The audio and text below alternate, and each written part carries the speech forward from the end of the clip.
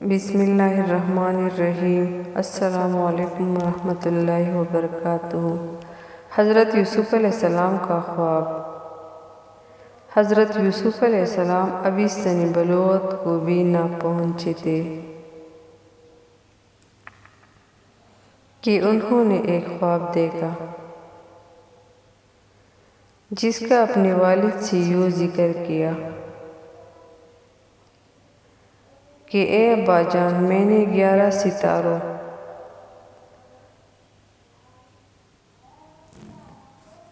سورج اور چاند کو دیکھا کہ وہ سب مجھے سجدہ کر رہے ہیں۔ حضرت یعقوب علیہ السلام نے جب بیٹے کا خواب سنا تو سمجھ گئے کہ یہ بڑے ہو کر اللہ تعالیٰ کی جانب سے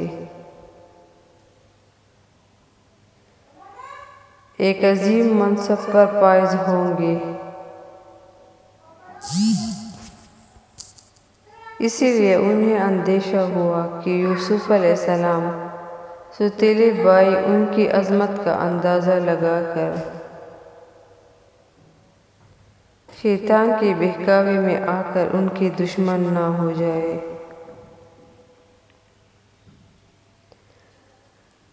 چنانچہ انہوں نے کہا، پیارے بیٹے، اپنے اس خواب کا ذکر اپنے بھائیوں سے نہ کرنا۔ کچھ شک نہیں کہ شیطان انسان کا کھلا دشمن ہے۔ سوتیلے بھائیوں کا حسد۔ بعض مفسرین نے لکھا ہے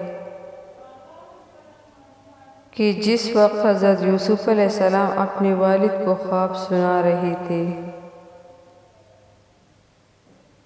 سوتیلی ماں دروازے کی آڑ سے باتیں سن رہی تھی۔ جب سوتیلے بیٹے گھر آئے تو اس نے یہ بات ان کے گوش گزار کر دی۔ وہ ویسے بھی حضرت یوسف علیہ السلام سے حسد کرتے تھے، لہٰذا اس واقعے نے جلتی پر تیل کا کام کیا۔ انہیں یہ کسی طور پر گوارا نہ تھا کہ ان کا سوتیلا چھوٹا بھائی شان و رتبے میں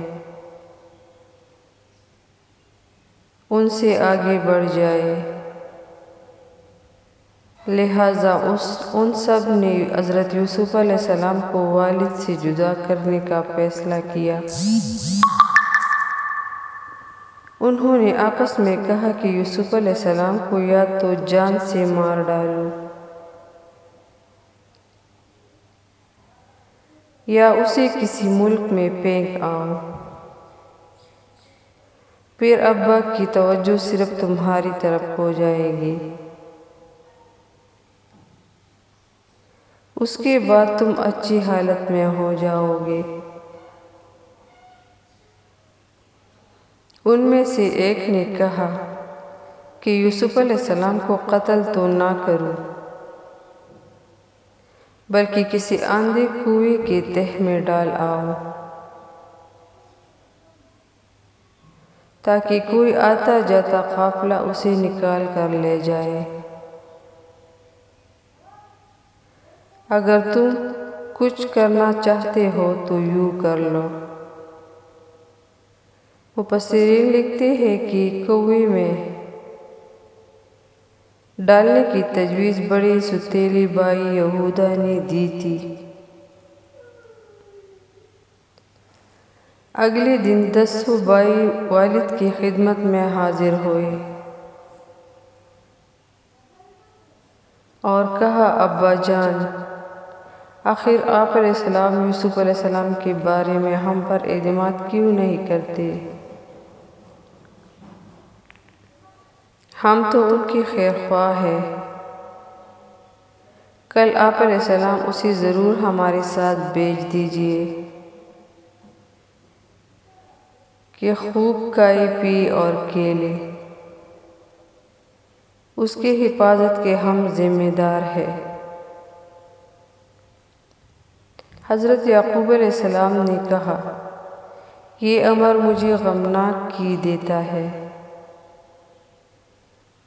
کہ تم اسے لے جاؤ، اور یہ بھی خوف ہے کہ تم کھیل میں اس سے غافل ہو جاؤ اور اسے بھیڑیا کھا جائے۔ انہوں نے جواب دیا، ہم جیسی طاقتور جماعت کی موجودگی میں بھی اگر انہیں بھیڑیا کھا جائے تو ہم بالکل نکمے ہی ہوئے۔